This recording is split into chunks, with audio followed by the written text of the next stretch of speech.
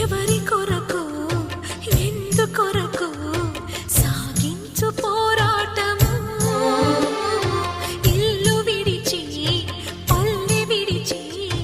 ఎన్నాళ్ళు ఈ నరకము